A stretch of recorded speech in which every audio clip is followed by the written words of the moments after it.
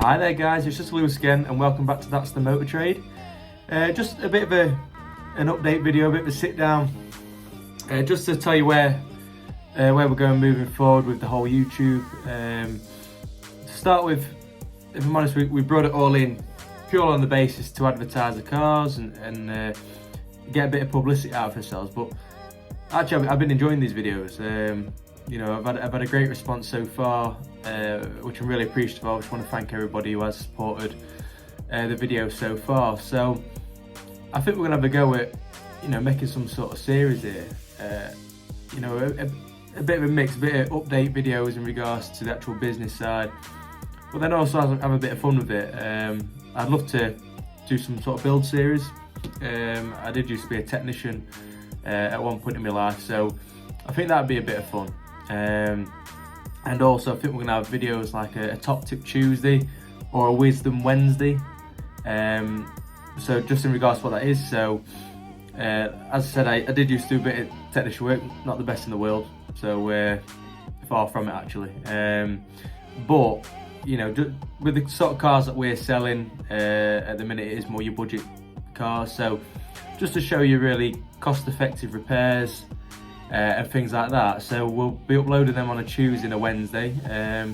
It might not be every week, depending on the stock that we've got in. And then if you can let us know what sort of videos that you'd want to see. As I've said in a couple of videos, this is all new to us. We're not naturally good behind the camera. I've now bought a vlogging kit, so I'm not having to hold my phone. It took me hours to set this vlogging kit up, so hopefully it's running right. But yeah, in regards to the Top Tip Tuesday and Wisdom Wednesday then, so today we are on Wednesday. Now we have got a Citroen C1 which is coming with a high clutch, so the biting point is very high. We took it for a test drive. It's not slipping and it's not crunching in its gears or anything like that. So what a lot of people don't know is you can actually adjust the clutches on the so the Aygo, the Citroen C1 and the Peugeot 107. You can actually adjust the clutch position quite easily. Now this isn't a fix for all of these situations. Sometimes it can be the case that your clutch has gone or it's worn too much. So I'm going to show you on one that we've got here today. It's a 2010, it's on 83,000 miles. We're gonna have a look and see if we can sort it out. Like I said, we took it for a test drive. It's not slipping or anything like that. So fingers crossed. And hopefully it's a bit of a video that can help people out. Like I say, if you take it to a garage, high clutch point, they will just turn around to you and say it needs a new clutch. So this is a fix that might temporarily fix the car, enough for you to have it for a bit longer. At the same time, it might completely fix it. The clutches on these vehicles are like a self-adjusting clutch. So there is an adjustment in the engine bay area which you can play about with and see if you can get the biting point a bit better. But as I said, this is not a guaranteed fix. Sometimes your clutch does need to be replaced. It can be too far gone. So yeah, let's flip the camera and we'll show you how to do it. So guys, you're going to need a couple of simple tools to try and do this repair yourself. First one's first, let's just get some gloves. Avoid getting your hand dirty. Please don't do this if you've just been running the car, because there are coolant pipes next to the adjustment cable. So if it's hot or you've been running it, leave it to cool itself down. You don't want to be burning your hand on the engine when you're reaching down or on the coolant pipes. You're going to need something like this, so a long screwdriver, and you're using this as a pry tool, which I'll show you in a second. So it's not actually for what it's meant to be used for. So you're going to need one of these, and you're going to need a little pick like that. So that's to get a little clip off, which I'll show you in a minute. So really simple tools. It takes, well, me personally, it takes between 5 and 10 minutes to do it. So it's a really simple repair. You know, it's not like you're taking the whole clutch out, and it's one of them. Have a go at it, see if it does anything. If it doesn't fix it, then take it to your mechanic, you know, and get a new clutch put in. So yeah, I'll spin the camera around now, and I'll show you hopefully how to fix the clutch position on a Citroen C1. So guys, let's start with the simple stuff. So in the passenger footwell, you will see, if it goes under there, little lever here. So this is for your bonnet latch, okay? So that's done.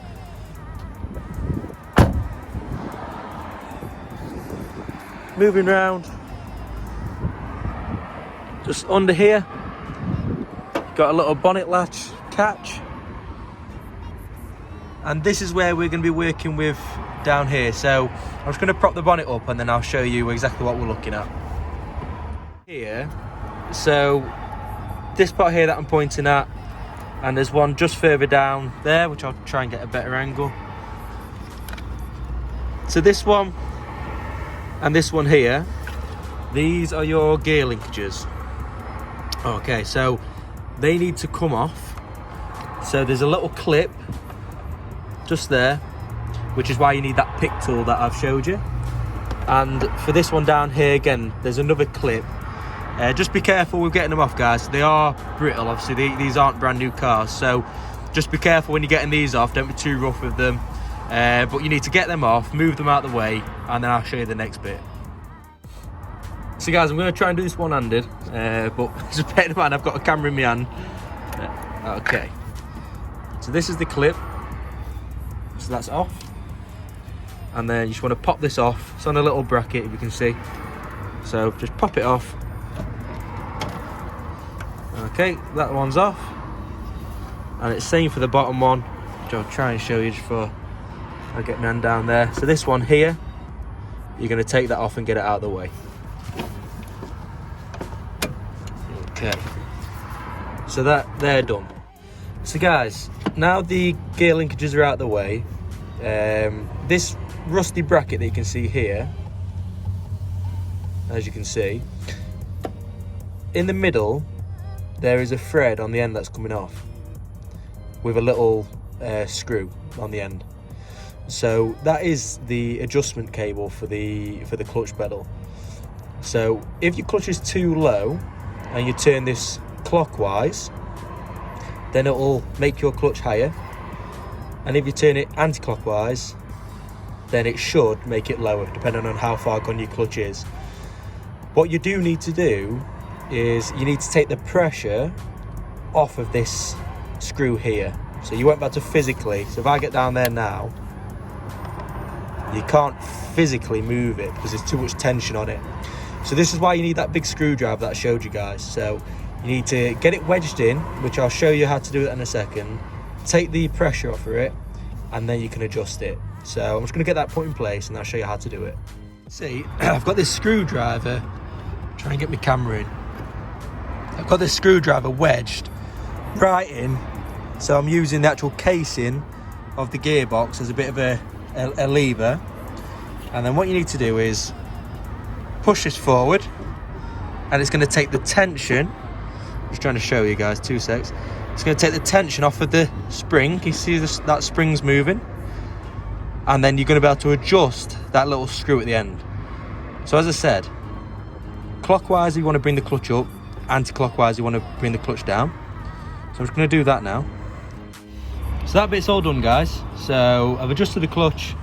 I'm happy with the clutch position. Only turn the threads a couple of times at a time, guys. You don't need to go full whack straight away. And then all I want to do is pop that gear linkage back on the first one there, and then pop the second one on, and then you've got, remember guys, your retaining pins, really important that you put them on.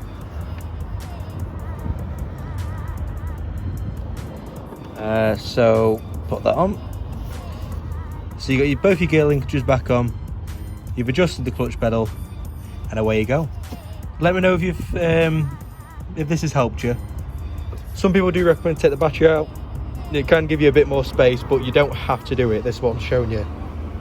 It's a really quick fix, guys. So let me know how it went for you, and thanks for watching. That was a bit of a Wisdom Wednesday, bit of help hopefully for people who are trying to fix the clutches on their, like I say, the Citroen C1, Toyota Aygo, Peugeot 107. Just a little hidden tip there. You know, not everybody knows about it. It's a very easy thing to do. So literally the whole video, I think it took probably 6-7 minutes. That's how long it took to do it. So that's no editing or anything like that. So really easy fix, really simple tools, and you don't really have to be a top mechanic to go to turn a screw. That is literally what you're doing. So I hope that's helped people. So yeah, that's it. That's a bit of a part of our Wednesday's vlog.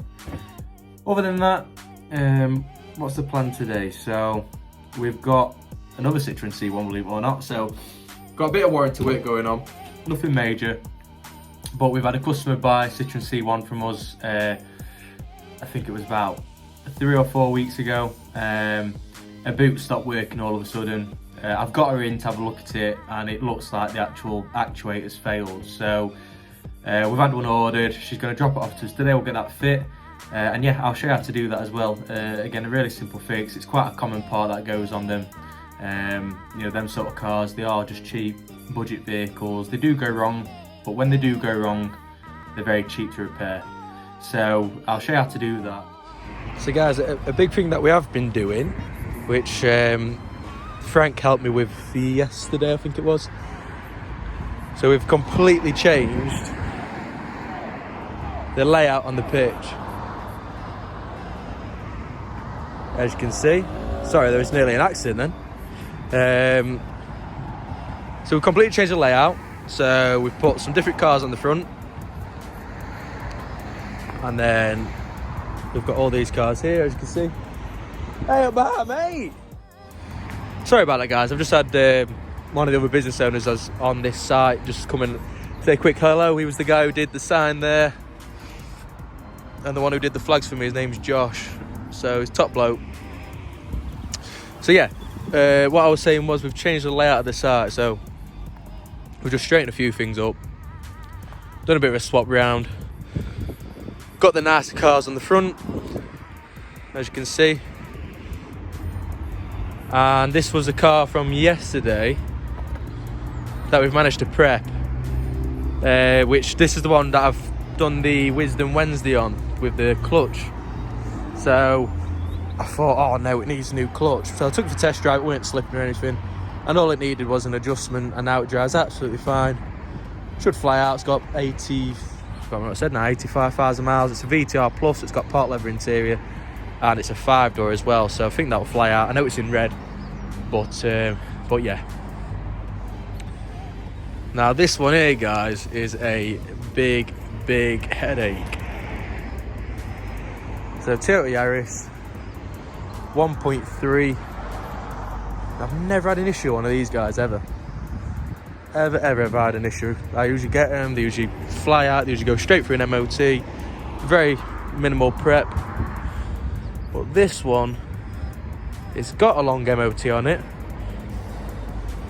but then when I looked in the MOT history, it's had an engine light turned off because it failed an MOT for an engine light, and then it's passed straight after, which is a bit naughty from the MOT garage. So, and especially when you know what the fault is. So I've scanned it, and I thought it might be the timing chain, because I know sometimes that these can be slightly problematic with them. If anything's go wrong, it's usually them. But it's the catalytic converter, which is really frustrating. So I'm gonna have to buy a new cat for this and get it put in, which they're not cheap. But look, me sorting out. So we'll jump on that. That's the last headache that I've got. But other than that, guys, it's a nice car. It's an airway plate. It has done 110,000 miles. So what can you expect, really? These things do happen. But yeah, we have had a bit of interest on that. But obviously it can't go yet until that's sorted. But yeah, I think the picture's looking way better. Now I have got this philosophy where I could obviously buy more cars. But actually I just think if you buy a few good good sellers and you turn over quick, you don't need to have a pitch of 50 cars. Just get good cars that sell quick and then replace them quick. And that's what we're doing, and it is working at the minute. So yeah, that's where we're at, guys. We'll just have a little sit down. And yeah, I'll show you anything else that we've done. Oh, just show you this before we go. This has nothing to do with me, it's not my vehicle. Old tenant's named Frank. He's had this truck for 20 something years. But look at the reg on that. F11 car. I want to buy it, my dad wants to buy it. He won't let us buy it. So, what a great reg. But yeah, we'll have a sit inside now. So other than that then guys, a couple more updates really. So we're located in Claycross, Chesterfield. Now my best friend is named Liam. He's a professional boxer, really up and coming. He's a great fighter, and we've actually sponsored him. So it's a really good thing to have to do for your best friend, that is. So sponsored a local boxer who also happens to be my best friend. So hopefully a bit more publicity from that side. Obviously we're trying to get a positive relationship with the local area, and also at the same time help my best friend with his boxing career, which is a great thing to be able to do. So my logo is going to be on his fight wear. Obviously we go to all his fights all the time, but if anyone's wanting to go for a fight in the local area, just let me know. We'll be able to sort you some tickets out. And yeah, that's where we're at from that front. Other than that, car sales has dropped slightly, if I'm honest. So past couple of days, it's gone a bit quiet. I've rang a few people to see if it's the same for them, and it is. The Auto Trader, all my listings are performing well. I've got like a cheap Ford Fiesta 1.25, the bread and butter cars. There's nothing too complicated, that we've got. So I just think it's a case that the Motor Trade has quietened down slightly. I think people forget February, January's a long month. It's after Christmas and New Year. People have spent a lot of money, and then there's the January pay, which affects people. So I think February people are recouping, and then from March it seems to pick up, in my opinion. I could be wrong. Other motor traders I know seem to do well all the time, but it's not like that for every area. But what it has allowed us to do is get some prep work done. There was an Astra that we've got, silver Astra. We've managed to do a little bit of touch-ups on that, a bit of a polish. We've got a Nissan Qashqai, which has got a tow eye that's broke, so we've managed to get one of them picked up, get that fitted tomorrow hopefully. So yeah, it's just let us slow things down a bit. Everything's been really manic. Been full pelt since we've started, which is fantastic. I'm not complaining at all. But it just gives a bit of time just to sort of digest what's going on. Sometimes I have to remind myself that I am now a business owner, and it absolutely scrambles my mind sometimes. Sometimes you sit and you think, wow, I've really done this. It's a big commitment. So just let me sit down and just soak things in. We don't usually do auction, if I'm honest. We tend to keep away from them for loads of reasons. The typical auction thing where any car I have had from auction, well, I say I'm being a bit dramatic, but most cars I've had from auction I've had an issue with. So my first car from auction, this is a story. So I left my current job. A few weeks prior to leaving, I was getting things put in place, as you do. Make sure all my paperwork in place. I've got my motor traders insurance. I set up my accounts with auction set at the time. That's what I thought you needed to do. So I got all that set up, and I remember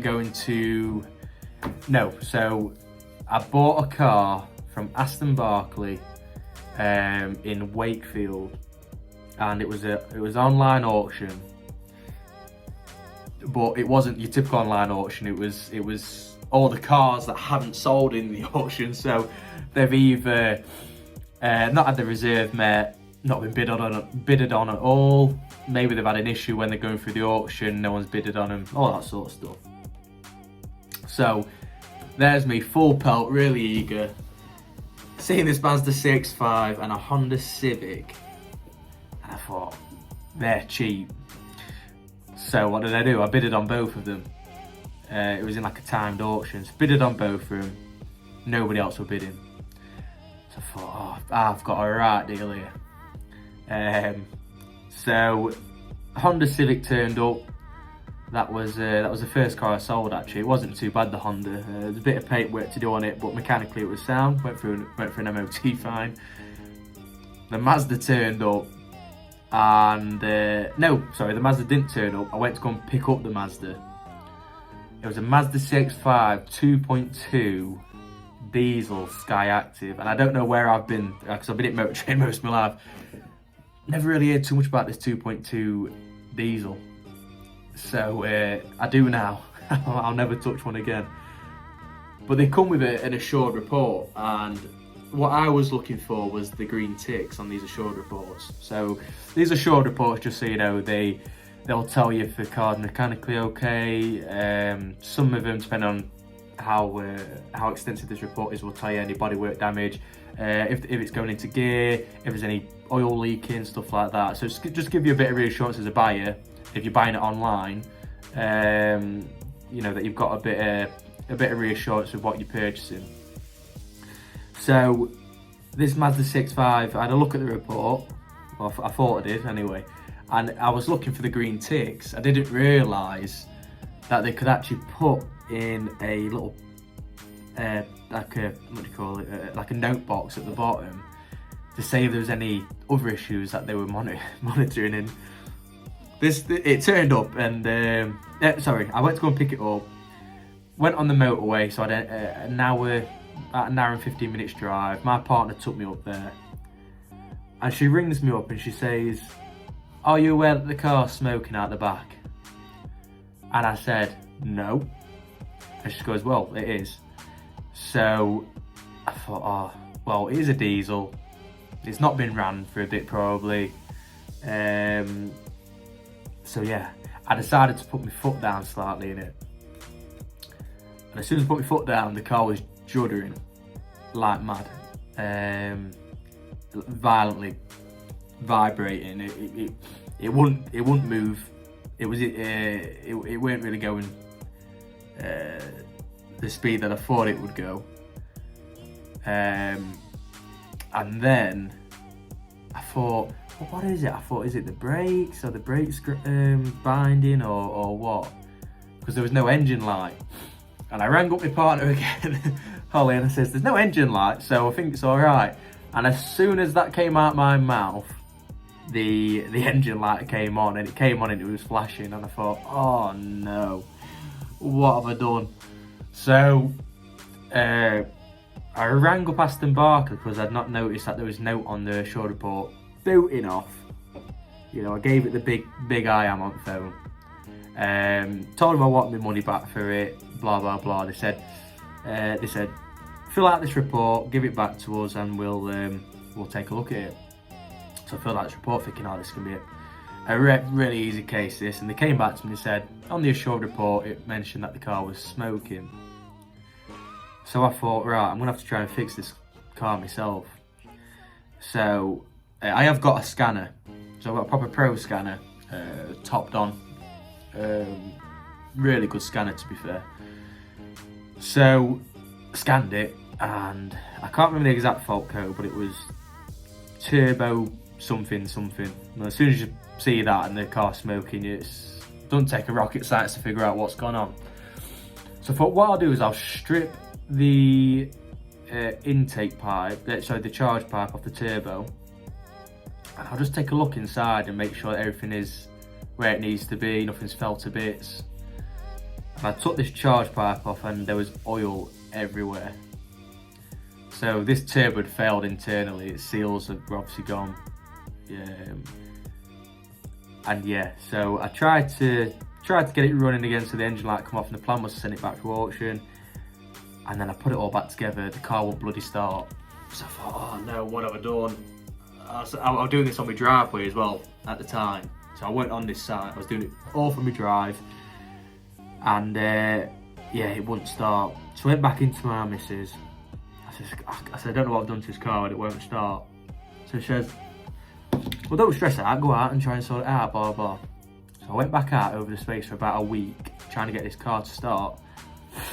I had a jump pack, because first things first, I thought, is the battery flat? While it's been doing something, have I drained the battery? So I'm trying to jump this car with this jump pack, it wouldn't start.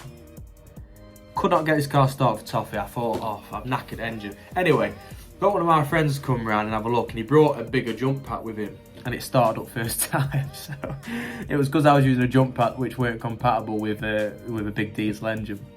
Anyway, it got it running, exactly the same, smoking out exhaust, soot all over the place. So I paid, I think it was £2,000 for this car, which it was a 62 plate with 98,000 miles, so it was a good price. It retailed at about £4,500, which is why I bought it. Anyway, turned out the turbo in this repair were about £2,000 to get it done. You could get a second-hand unit, but apparently these cars are prone for turbos failing. Not just that, I had to change the turbo on these engines. Is not a simple job. The turbo's right at the back of the engine, so I had to put it on Auto Trader, and this bloke came from, where was he from? Luton. I'm not saying anything bad about Luton, by the way, but he came from Luton, and he offered me £1,200, and I says, yep, take this car off me.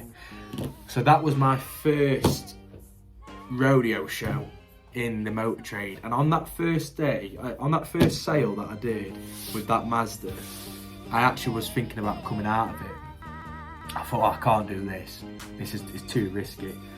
But then, typical lads, really, typical men, spat me dummy out for a few days, and I got my head around everything, and I thought, no, you know, on a whole, you're doing well. You are selling cars.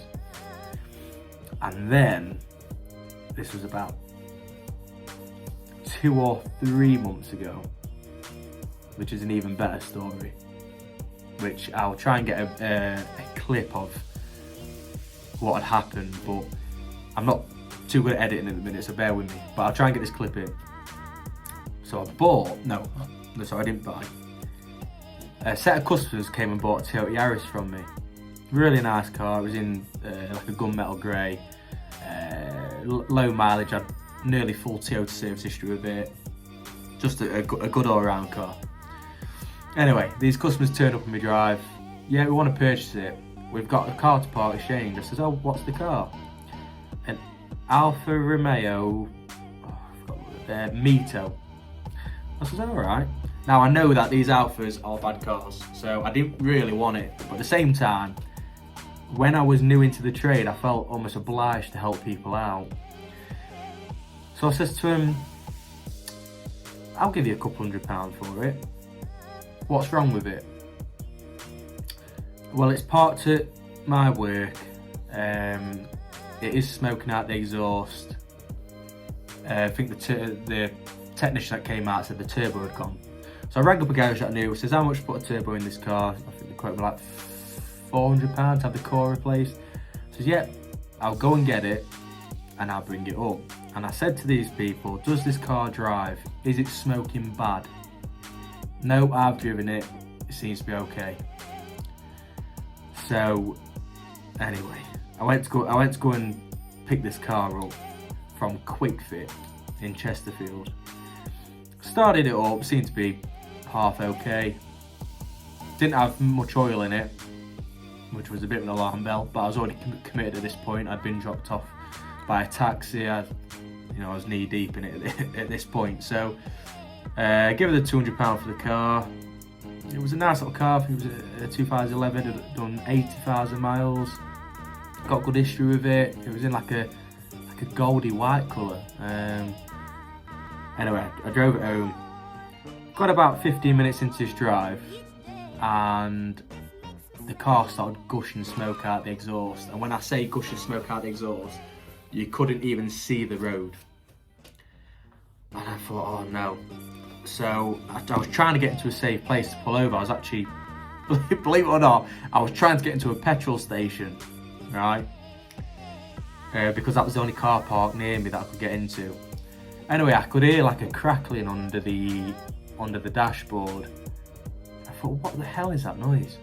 So I pulled over straight away, turned the car off, got out. I'm having a look at it, I can hear all this crackling going off. I'm like, what the hell is going on? No, sorry, I was still in the car at this point. And I'm like, what the hell is going on?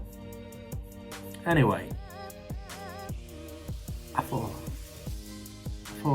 is it the radio? So I went down to the radio to listen to it. And all of a sudden, it's not funny by the way, but all of a sudden fire came out the vents on the dashboard. And I was trying to get out of the car, I was trying to undo my seatbelt wouldn't come off. Probably because I was panicking, managed to get out, like army rolled onto the floor. And by the time I'd looked behind me, the whole car was up in flames. I completely lost this car. I had to ring fire brigade, police came. It was really embarrassing, honestly. Here's me, I had all my work uniform on.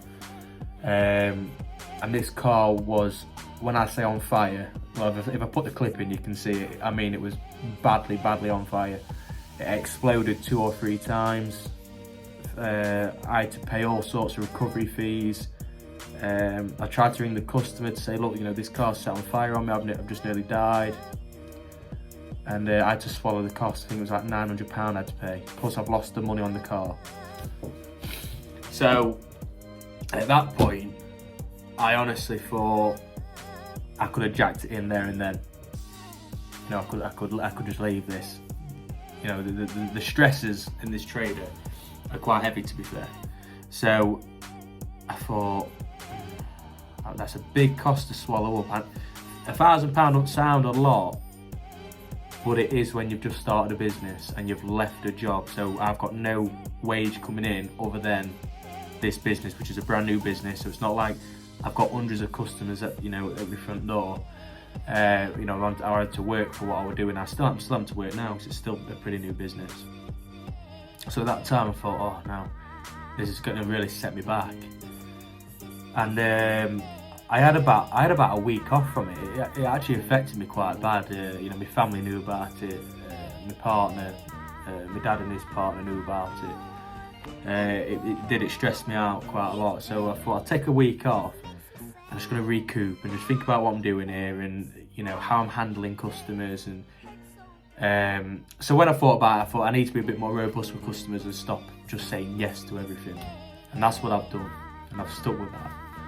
But yeah, that's a couple of stories. So first one, I lost that a big amount of money on, and then another one, I literally nearly died. So they're the parts of the motor trade that people don't show the public or customers, but that's the reality.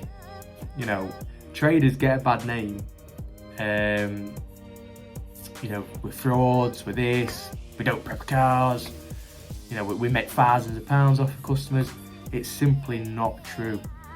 We don't make thousands of pounds. We're lucky to make a few £100 on a car. So if you're lucky in today's age. And all the backlash you deal with, the warranty side, and just little stories like that, I'm telling you, that people don't see.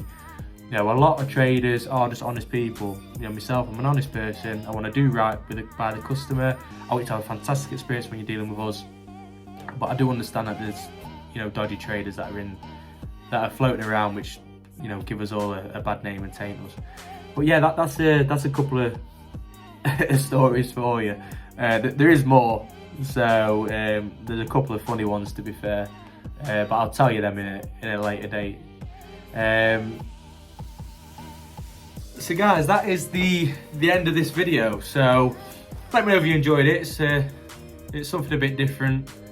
So yeah, you've had a bit of a Wisdom Wednesday, showing you how to repair, well, not repair, but adjust the clutch on a Citroen C1. You know, we've had a bit of a sit down, bit of a different video.